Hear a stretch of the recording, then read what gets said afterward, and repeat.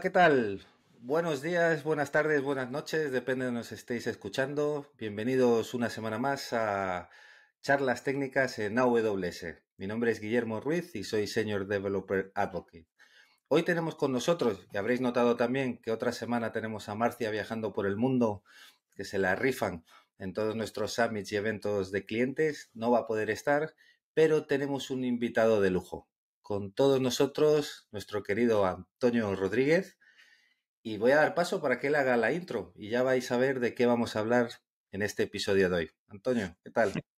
Muy bien, muchas gracias, Guillermo. No le llego ni a los zapatos a Marcia, pero bueno, yo pues soy Solutions Architect, especialista en inteligencia artificial. Y es que estamos en un tema que es la IA generativa, que tenemos que hablar de ello. Tenemos que hablar de ello todos los días. Está muy calentito. El otro día mirábamos, así para hacer términos comparativos, para que la gente se hiciera una idea, que el primer millón de usuarios que tuvo, creo recordar que era Twitter, tardaron 2 años. Facebook fueron como 10 meses. Y nos encontramos con ChatGPT que en 5 días ya tenía 1 millón de usuarios. Eso nos da para medir la temperatura del hype que tiene ahora mismo este tema, ¿no? Y Es un hype, pero precisamente porque es un hype hay que también desgranar un poquito porque hay mucho que se viene haciendo ya desde hace años ujú, y que hay que ver cuál es la mejor solución para cada caso, para cada tarea, ¿no? eso es interesante porque estamos viendo la punta del iceberg. ¿Por qué no nos cuentas todo lo que hay por debajo? Muy bien. Bueno, podemos empezar por decir qué es la IA generativa, ¿no? Para los que no Sí. estéis habéis estado durmiendo durante la primera parte de este año y no sabéis un poco del hype, pero la IA generativa es la inteligencia artificial que nos ayuda a crear contenido, ¿no? Y ese contenido que puede ser, pues, ojo, puede ser texto, imágenes, vídeo, música, conversaciones, puede ser lo que quieras, ¿no? Prácticamente lo que quieras. Entonces, ¿qué tenemos allí o qué teníamos allí desde ya? Pues, bueno, en Amazon desde hace ya 20 años que estamos trabajando con inteligencia artificial y en los últimos años ya teníamos servicios como, por ejemplo, Amazon Kendra, que es Ujú. un servicio que nos permite hacer búsquedas en nuestros propios documentos de forma privada, pero con lenguaje natural, ¿no? Imaginaros el típico caso en el que sois una empresa en la que no queréis exponer documentos a Internet, se indexan automáticamente y tienes un portal en el que yo pregunto algo concreto acerca de mis documentos, ¿no? Es decir, oye, ¿qué regulación le aplica al cliente tal que está haciendo tal cosa? Y hay un chatbot que te lo responde y te dice, pues él es la regulación tal. O sea, sin hacer match de texto, sino que efectivamente te da una respuesta como si hablaras con una persona, ¿no? Una respuesta Ujú. concreta.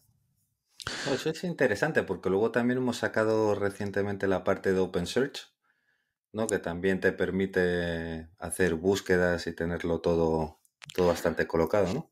Efectivamente, pero cuando haces búsquedas en OpenSearch, normalmente hablamos de lo que son búsquedas basadas en cadenas de texto o en patrones Ujú. de texto, ¿no? Entonces, al final, si yo busco en un documento la regulación X o Y, Sí. me va a resaltar en el texto dónde ha Sí. hecho match con eso, pero Ujú. no me va a dar una respuesta ni tampoco me la va a poder explicar, ¿no? Que es ahí donde entra el mundo de la IA generativa de la que hablaremos en un momento, que es cómo combinas esa potencia de Kendra o de las ah, Ujú. llamémoslo bases de datos de vectores, como pudiera ser OpenSearch, lo combinas con los modelos generativos. Sí, al final, bueno, yo muchas veces veo que parece que cojo todo el contenido y te escupe en base a lo que ha conseguido indexar, ¿no?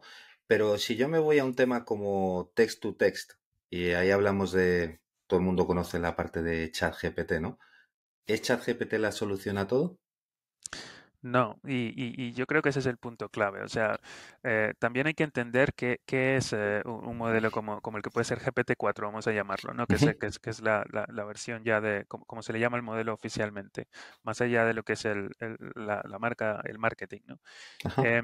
Nosotros en AWS tenemos una apuesta muy fuerte por democratizar el acceso a la inteligencia artificial en general, ¿no? Y nosotros, pues yo personalmente creo que en el futuro vamos a ver modelos abiertos que van a ser mucho mejores que lo que pudiera ser cualquier alternativa comercial que tengamos hoy en la mesa, ¿no? Y por eso tenemos partnerships tan fuertes con empresas como Hugging Face, que somos el club preferido de Hugging Face, o Stability AI, Preferred Cloud de Stability AI también, etcétera. Ajá. Entonces yo creo que ya estamos viendo, de hecho, esta misma semana se publicó un nuevo modelo, el modelo Falcon, y es que aquí las noticias pasan, esto es como el último minuto, ¿no? Si te duermes una hora, ya tienes Obsoleto. 3 modelos nuevos, te has quedado atrás. Sí. Pero es que es así. La comunidad open, no llamemos open source, pero digamos modelos abiertos en los que Ujú. puedes coger un modelo que ya alguien ha preentrenado con una cantidad masiva de datos y básicamente lo ajustas a tu caso o incluso le haces el ajuste fino, como llamamos, con tus propios datos si quieres, eh, y lo usas para tu caso de uso. Eso ya está dando un rendimiento que es igual o mejor que cualquier otra opción comercial que encuentres por allí, ¿no? Entonces, eso es un punto importante. El otro punto es la privacidad de los datos. ¿Por qué no es el GPT-4 una alternativa a todos los casos de uso?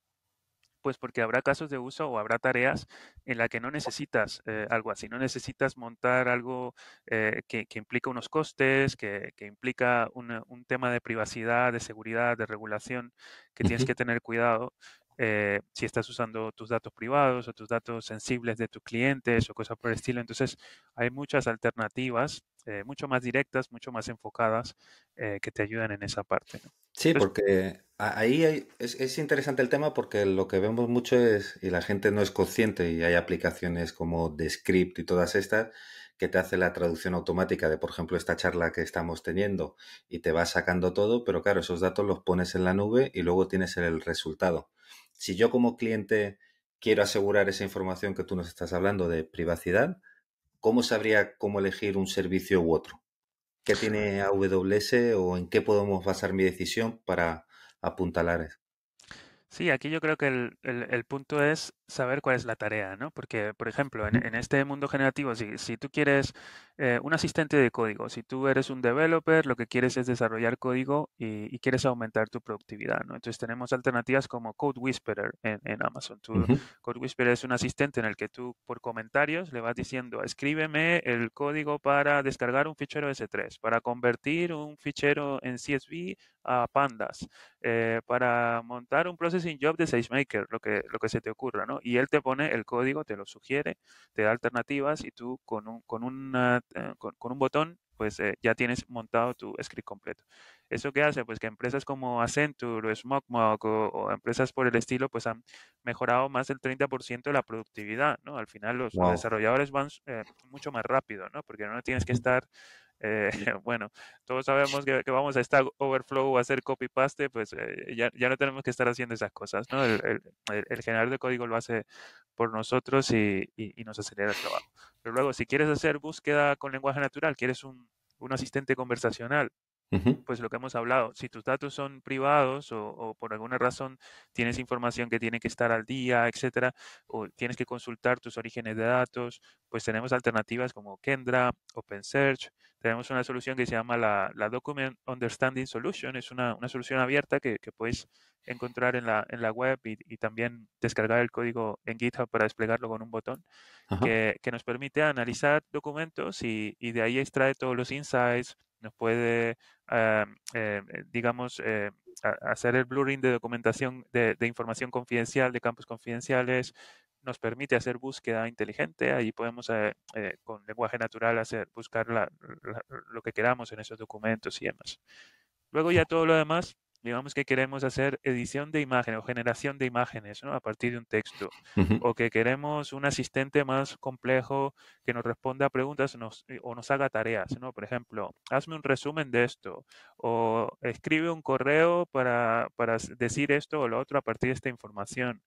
Eh, ya ese tipo de casos de uso que son un poco más complejos, ahí pues tenemos toda la gama de soluciones que nos da Amazon SageMaker, ¿no? Y luego podemos hablar de lo que viene, y de lo que tenemos por ahí en preview, pero empecemos por SageMaker, digamos. Sí, y lo veremos ahora. A mí hay un tema que, o sea, todo esto mejora la productividad, nos hace ser más eficientes, nos generará nuevos puestos de trabajo, nuevas funcionalidades, pero hay una parte por detrás que a mí personalmente me preocupa, que es el uso de esos recursos, ¿no? Al final, entrenar un modelo necesitas tu GPU, mucho cómputo por detrás, tal, y ves muchas cosas frikis o graciosas en Internet que están generando, pero a la par yo cada vez que lo veo digo, joder, todo el consumo de CO2 que estamos haciendo, porque al final por detrás hay no sé cuántas instancias de cómputo, GPUs corriendo para hacerlo, y me falta esa parte de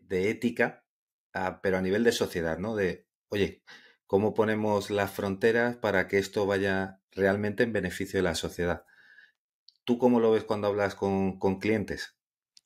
Sí, ese es un punto clave y es que estamos entrando en un mundo en el que los modelos son muchísimo más grandes. ¿Por qué? Porque, ahora lo podemos hablar en más detalle porque da para toda una mañana, pero estos modelos están entrenados con una cantidad de información extremadamente grande. ¿Por qué? Porque son modelos multipropósito. O sea, ya no, antes en el mundo de la inteligencia artificial teníamos modelos específicos, ¿no? De quiero predecir fraude, pues usa este modelo específico que te ayuda en eso. Quiero clasificar un cliente, tal. Ujú, Ahora, esto es un modelo que lo puede hacer todo, ¿no? O casi todo. Entonces, están entrenados con tanta información que para usarlos, para aprovecharlos, pues hay que poner unas máquinas bastante importantes en memoria, ¿no? Para poder cargar los modelos. Entonces, aquí hay dos cosas que se están haciendo. Una, en la industria se está avanzando mucho para optimizar esos modelos y la carga de esos modelos.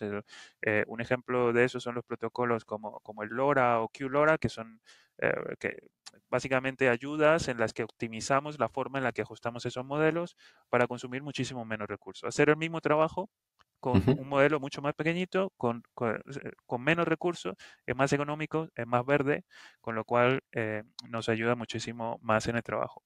Y luego la otra cosa que hacemos directamente desde AWS es que tenemos pues una gama de instancias, de una familia de instancias específicamente para este tipo de tareas, que son las instancias Trainium para el entrenamiento Ujú. de modelos y las instancias de inferencia.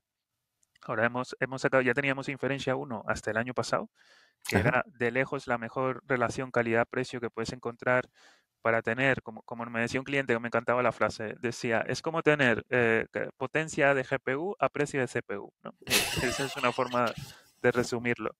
Pero ahora tenemos las inferencia 2, que son la Ujú. nueva familia que es todavía más eficiente, ¿no? Entonces, por supuesto, reducimos muchísimo más la huella y además es muchísimo más rápida las predicciones que podemos hacer. Podemos hacer flujos absolutamente en tiempo real si lo necesitamos y Ajá. nos ahorramos muchísimo dinero, que eso es importante.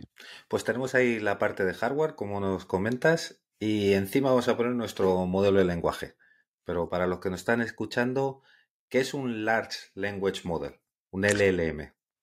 Sí, ese es un término que se ha vuelto súper popular y así como decían, todos éramos expertos en realidad virtual hasta el año pasado, este año todos somos expertos en IA generativa, pero efectivamente un Large Language Model es un concepto que realmente existe desde hace tiempo, que es pues un modelo que está entrenado, como dijimos hace un momento, con un montón de orígenes de datos. O sea, Ujú, básicamente yo soy una empresa que me dedico a poner estos modelos al servicio de los demás, ya sea en abierto, en open source o digamos en open weights, como se le llama, o ya sea que lo quiero comercializar y lo que hago es que recorro la web, típicamente recorremos la web, recorremos orígenes de datos como puede ser Wikipedia, como ujú, otros tipos de datos donde tenemos cantidades masivas de información, hacen scrapping de la web, etcétera. Y con todo eso, que normalmente le llamamos tokens, ¿no? Porque al final es esa información que viene en palabras, la convertimos a números para hacerlo más eficiente, ¿no? Y con eso entrenamos un modelo que no es más que una representación de patrones numéricos en la ujú, que tenemos toda esa información condensada, ¿no?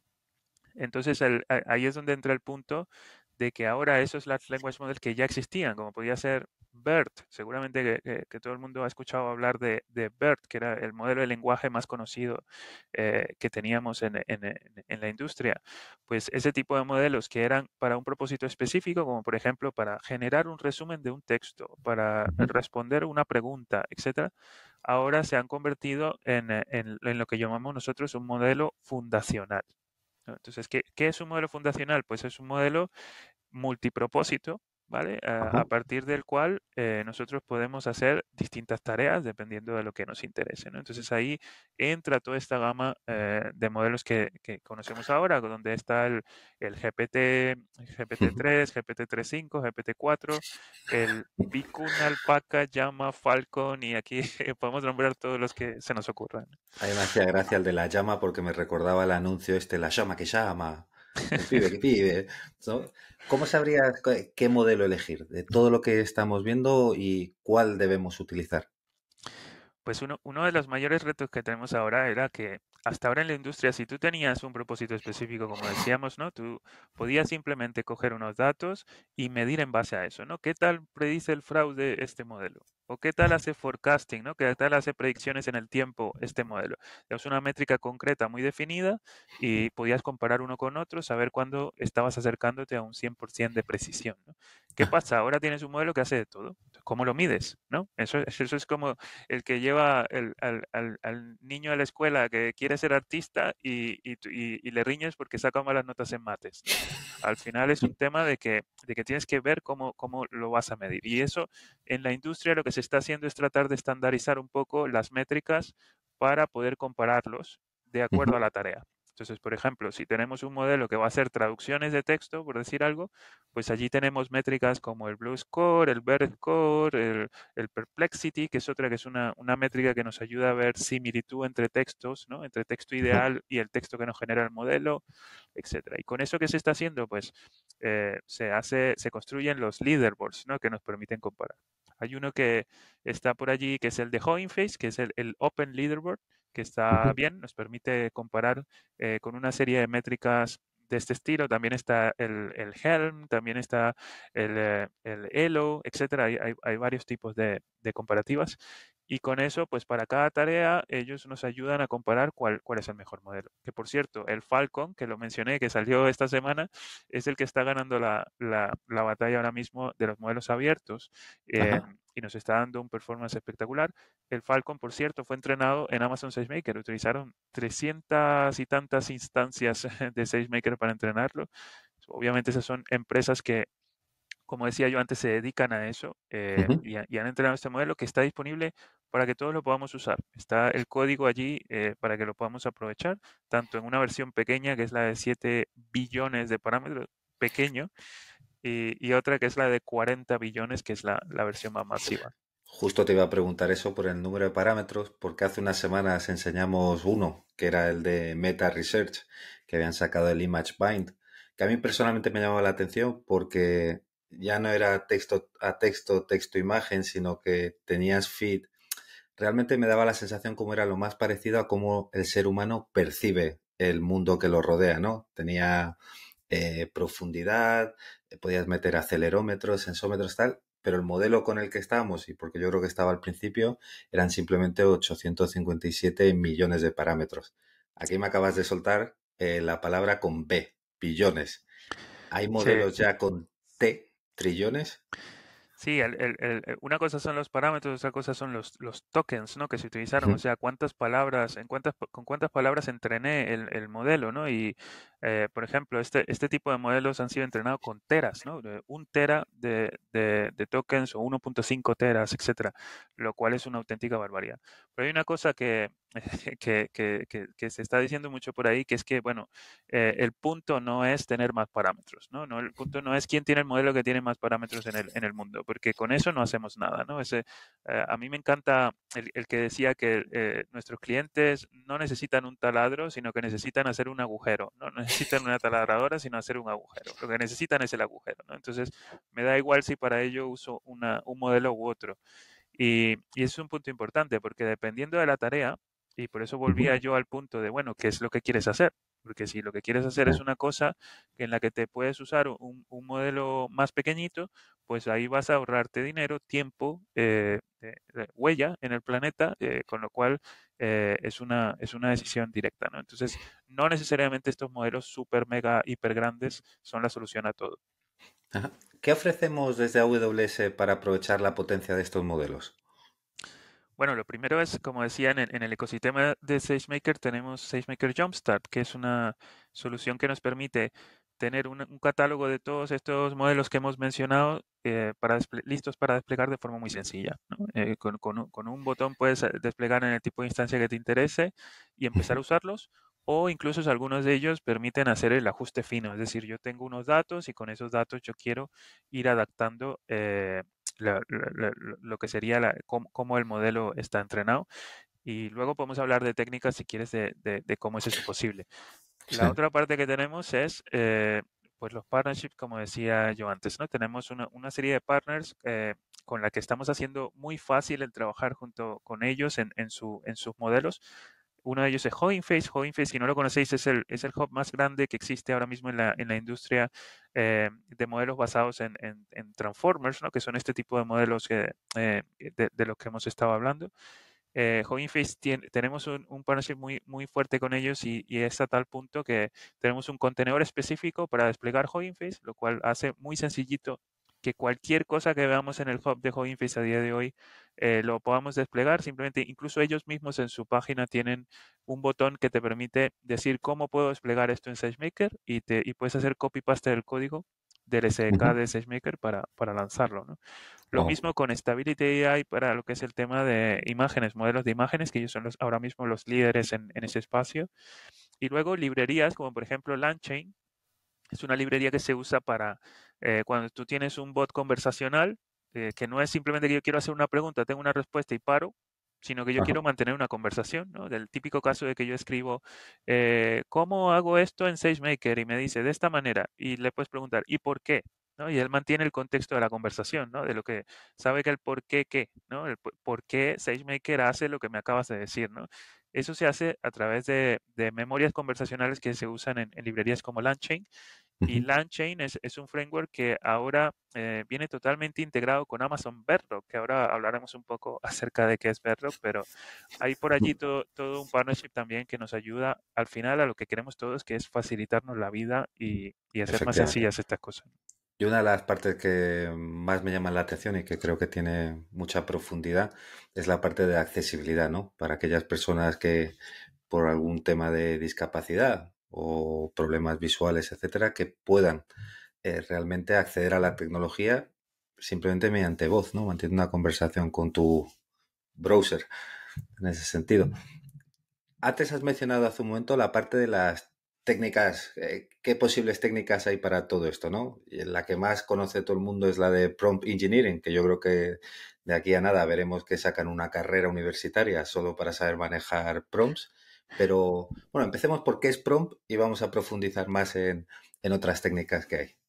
Sí, bueno, el prompt es lo que tú le pides al modelo, ¿no? Lo que le escribes al modelo para que él te dé la respuesta. Es como la petición que le haces al modelo. Y efectivamente, prompt engineering es una habilidad del presente ya no es una habilidad del futuro que todo el mundo tiene que tener sobre todo en el mundo generativo que estamos viviendo a día de hoy, ¿no? Es una de esas profesiones del futuro que ya están aquí y que veremos que tendrán nuestros hijos seguramente. Pero lo que es el prompt engineering, en pocas palabras, es de qué manera le escribes la pregunta a un modelo de estos fundacionales para que te dé el mejor resultado. Y es que ahí yo he visto que cambia totalmente un caso. Por ejemplo, he trabajado con empresas que han querido generar biografías de personas, por ejemplo. Entonces, si Ujú, tú le dices directamente, escríbeme la biografía de fulano de tal, te va a dar una respuesta el modelo fundacional. Recordemos que el modelo fundacional no sabe, si lo imagináramos que fuera una persona, pues a priori no sabría para qué le estás pidiendo la información, ¿no? Yo siempre doy el caso porque hay un tema que es que dicen los modelos están alucinando, ¿no? Que es este concepto de que se inventan información, ¿no? Tú le dices, no sé, ¿en qué año nació el presidente de los Estados Unidos? Y te va a dar un dato que no tiene nada que ver con la realidad. ¿Por qué es eso?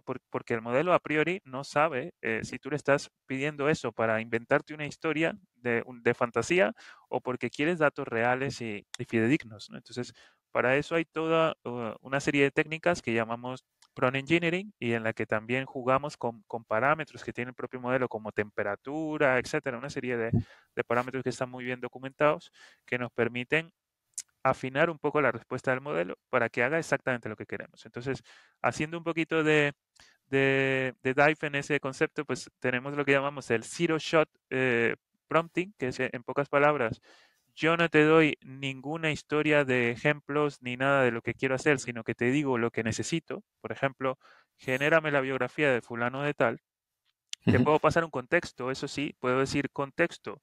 Fulano de tal nació en la ciudad de Madrid y nació en el año 85 y ha hecho no sé qué.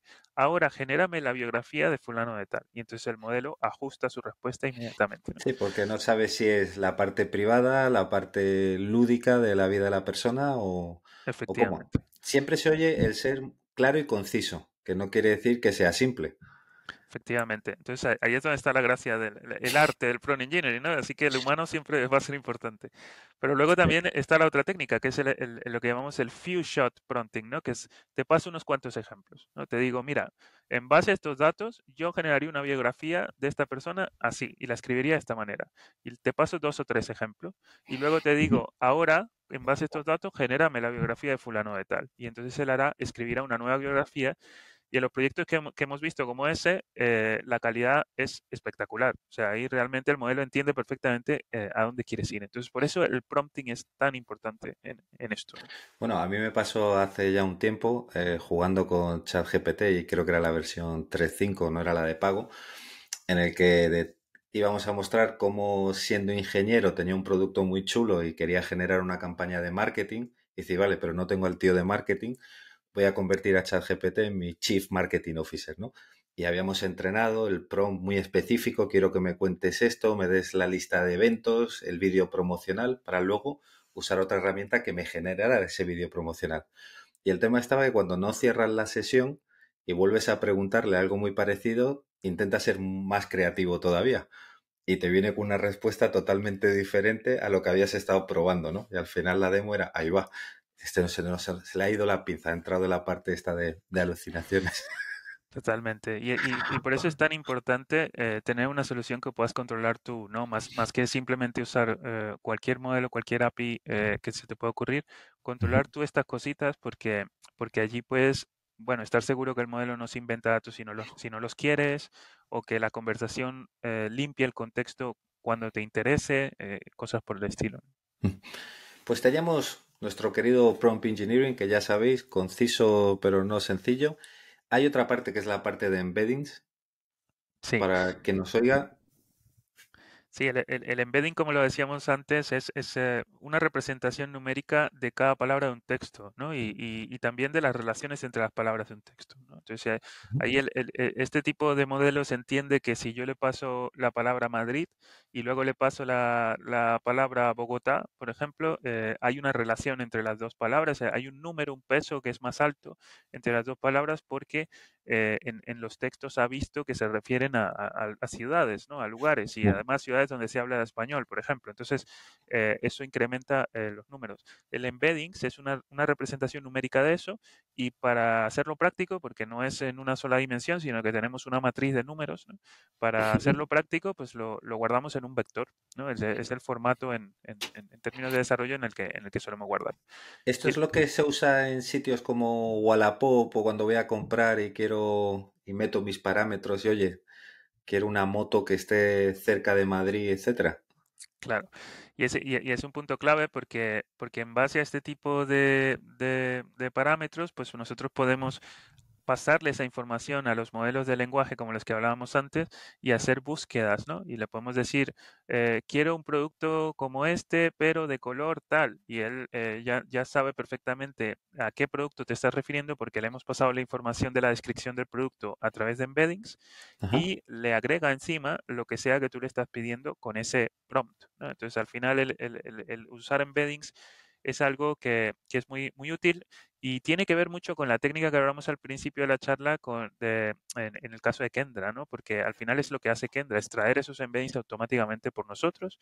Lo podríamos hacer manualmente si usamos SageMaker, por ejemplo, y guardamos esa información en una base de datos de vector como pudiera ser tanto en OpenSearch como en RDS, por ejemplo, si usamos Postgre, hay una librería de Postgre que nos permite trabajar con vectores, hay soluciones de Marketplace como Pinecone, etcétera, para Ujú. almacenar y buscar en esos embeddings, pero al final no deja de ser lo que nosotros en la industria le llamamos Retrieval Augmented Generation, ¿no? Que es generación aumentada por una búsqueda, ¿no? Generación aumentada por información que te estamos dando de origen para darte información más concreta y precisa a lo que tú estás buscando.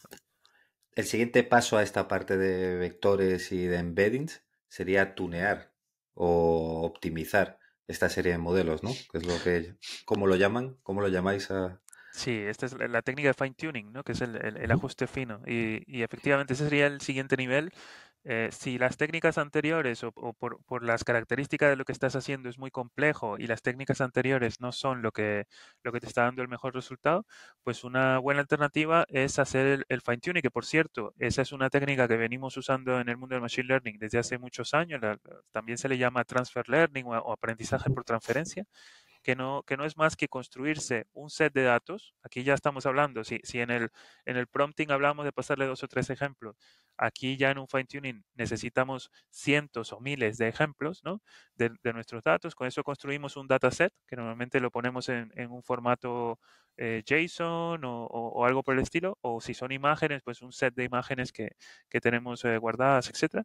Y con eso hacemos un nuevo entrenamiento del modelo, pero esta vez lo que hacemos es que partimos de un modelo preentrenado, como pudiera ser estos modelos fundacionales, y le ajustamos esa última capa. Eso lo hace SageMaker por nosotros de forma prácticamente automática, ¿no? Por ejemplo, si yo cojo un modelo de Stability AI, como puede ser Stable Diffusion, que es uno de los modelos más conocidos de imágenes, ¿no? Ellos tienen el Stable Diffusion versión 1, versión 2 y el XL. Pues yo cojo cualquiera de esos y le paso un set de imágenes que tengo guardadas en Amazon S3 de mi gato o de mis sillas o de los artículos de mi casa, etcétera. Pues a partir de eso yo genero un nuevo modelo Ujú. que yo puedo, que me va a dar imágenes mucho más precisas para lo que yo esté buscando. Por ejemplo, si yo le digo, quiero una silla y quiero que encima aparezca mi gato, pues usará la silla de mi casa y el gato mío, ¿no? Para generarme esa imagen que yo tengo. Entonces, ¿cómo están usando estas técnicas nuestros clientes? Pues de muchas maneras. Por ejemplo, tenemos casos de grandes cadenas hoteleras que están generando las descripciones de las habitaciones de sus hoteles en base a esta técnica, a estos modelos ajustados. Y eso incluso se ajusta la descripción de la habitación en función del perfil de la persona que lo está visitando. Si yo voy mucho a la playa y siempre me interesa que haya un minibar en la habitación del hotel, etcétera, cuando hago una búsqueda de hoteles en Palma de Mallorca, pues me saldrán una descripción en la que me dice, por cierto, está a tal distancia de la playa y tiene o no tiene minibar. Entonces, a ese nivel estamos llegando de personalización. Sí, tienes el chiringuito a 300 metros de tu habitación. Efectivamente. Pues para todo esto, por ejemplo, porque estamos hablando de prompt, embeddings, fine tuning, normalmente en los procesos cuando tienes data scientist tienes uno que te hace la parte de tele, es la parte de limpiar los datos, te deja ya el dataset preparado, otro que lo entrena y otro que lo pone en producción, ¿no? Y suele haber como tres equipos, al menos en grandes empresas. ¿Para todo esto cambia la situación? ¿Sigue siendo el mismo número de personas? ¿Hacen falta más, menos? Bueno, seguimos, si vamos a entrar a este nivel de detalle en el que necesitemos hacer ajuste fino, etcétera, y la empresa tiene un equipo de científicos de datos que se siente cómodo trabajando con estas cosas, pues el número de personas puede ser menor porque estamos automatizando cosas, pero al final siempre necesitarás a alguien que haga preparación de datos, alguien que lo industrialice, ¿no? Y lo ponga en producción. Entonces, yo creo que este mundo del MLOps o de industrializar los modelos de ML sigue siendo muy relevante. Lo único que ahora cambia, hay que modernizarse. O sea, el que tenía una estrategia de MLOps muy tradicional en la que había un analista de datos que preparaba el dato, lo limpiaba, lo ponía en un feature store, luego venía alguien que en base a eso hacía processing, luego entrenaba, luego no sé cuánto.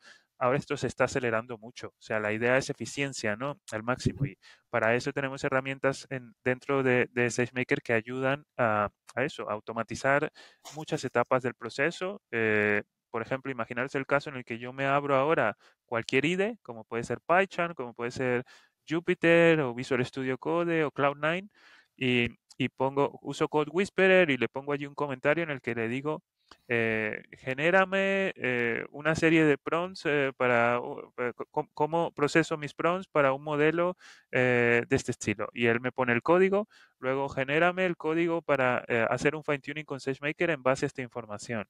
y me pone el código. Nada, en cuestión de minutos tengo un entrenamiento lanzado que he hecho de forma muy eficiente, ¿no? Entonces, todas estas técnicas se empiezan a combinar para Ujú. acelerar el proceso. Sí, al final en el mundo de los desarrolladores siempre decimos, ¿para qué estar pagando a alguien que te monte la herramienta cuando debería estar centrado en el servicio, ¿no? Prefiero pagar para que me despliegues un servicio. Si ya damos esto automatizado, los data scientists se pueden centrar en, yo creo que cosas más entretenidas, ¿no? En esos entrenamientos, ese fine tuning. Pero mirando hacia el futuro, iba a decir los próximos años, pero como esto pasa semanas, días y casi cada minuto sale algo nuevo, ¿qué se nos viene?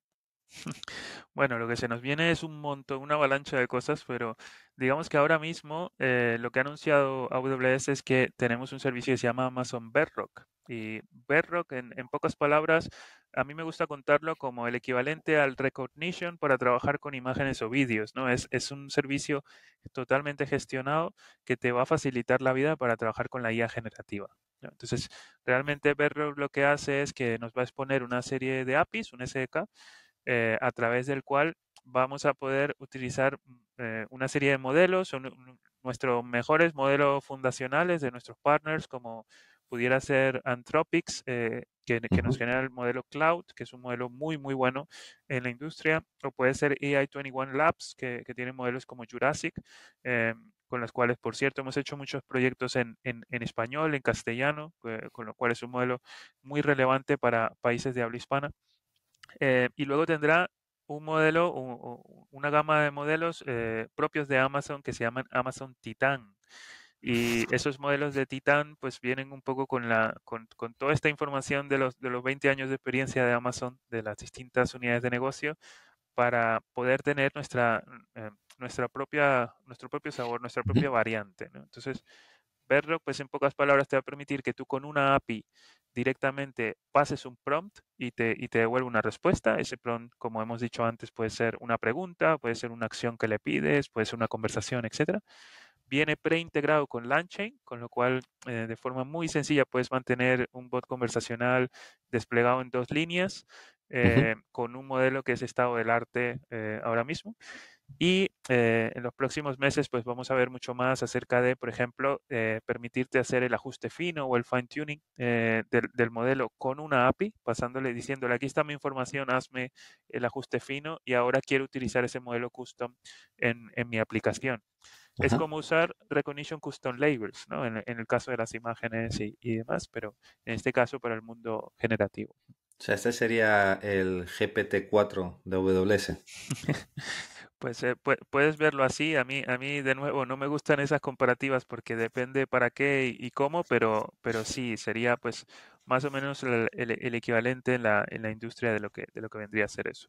Aquí el punto importante es que Bedrock ahora mismo nosotros estamos tomando un enfoque muy precavido porque estas Ujú. tecnologías pues hay que tener mucho cuidado con temas de regulación, de privacidad. Así que hay una lista de clientes que han sido afortunados y ya lo están probando, el Bedrock. Luego tendremos lentamente más y más clientes que se unirán a la preview privada hasta que esté disponible para todo el mundo, que se espera sea hacia finales del año 2023. Y como estábamos comentando, toda la parte de privacidad, estos clientes entrenan, son sus datos, pero no hay acceso a ello. Es una parte clave, crítica, cuando hablamos de estas cosas, y es que tanto en Jumpstart como en Bedrock, al final la información queda privada. Se utilizan entornos que son dedicados para el cliente, la información además está encriptada, no sale a internet, con lo cual siempre podemos asegurarnos de que se mantiene la privacidad y que cumplimos con las regulaciones que hay, según en qué país estemos, la regulación está mejorando mucho en ese sentido para controlar que no existan riesgos ni fuga de información ni cualquier tipo de problema legal que pudiera tener las empresas por estas cosas. Ujú. Ya lo habéis oído. Seguridad, privacidad, protección de datos y toda la disposición de IA generativa con distintos modelos, servicios y toda la parte de hardware que comentábamos al principio. Todo esto hace un conjunto bastante interesante. Si alguien quiere empezar, ¿hay algo gratuito con el que puedan hacer sus primeros pinitos? ¿Tenemos algo disponible? Sí, aquí por supuesto sabéis que tenemos ya en SageMaker el Studio Lab, ¿no? Con el que ya pueden acceder y trabajar de forma gratuita con SageMaker. Además, Code Whisperer tiene una versión sin coste, una versión de desarrollador sin coste con la que pueden empezar también a generar código con la IA generativa. Y combinando, por ejemplo, el SDK de SageMaker que combinaba antes con nuestros partners como Hugging Face, etcétera, que son abiertos, sin coste, pues podemos empezar a trabajar con todas estas cosas Ujú. sin gastar prácticamente nada. A partir de ahí, ya cuando queremos hacer soluciones más profesionales, más a nivel corporativo, pues podemos ir transicionando a todas las opciones comerciales que están dentro de estos servicios también. Suena muy, muy interesante. Y estamos llegando al final de nuestro episodio y como siempre solemos preguntarle a nuestro invitado alguna recomendación literaria, películas, vídeo, música, algo que te llame la atención. Si va relacionado con el tema, mucho mejor. Sí, bueno, yo creo que aquí al final en el mundo generativo lo que se ha hecho es que las máquinas se están revelando, ¿vale? Así que aquí estamos viendo Skynet, estamos viendo de nuevo al Terminator. Estaría bien recordar un poquito esa gama, pero en el buen sentido. Aquí la buena noticia es que estas tecnologías han llegado para quedarse y que si las estamos afrontando desde empresas como la nuestra es porque estamos convencidos que van a hacer la vida de todos mucho mejor y mucho más eficiente, ¿no? Entonces, eh, hay que perder el miedo a Skynet y lo que hay que es hacerse amigo de Skynet y ponerse las pilas, porque lo que viene es, bueno, un montón, una ola de innovación que no vamos a poder parar. Ya lo habéis oído, estamos en una nueva era tecnológica que va a cambiar la forma en la que trabajamos, hacemos y no sé si hasta pensamos. Yo creo que aparecerán cosas nuevas que jamás pudimos imaginar y que ahora la tecnología nos brinda esa oportunidad. Recordaros a toda nuestra audiencia que todos estos episodios los podéis oír en Spotify y otras plataformas de audio, pero también tenéis en YouTube el canal en el que podréis ver a Antonio y a un servidor en vídeo. Y hasta aquí nuestro episodio de IA generativa. Esperamos poder enseñaros más en 2 semanas. Muchas gracias, Antonio. Nada, a vosotros. Hasta luego.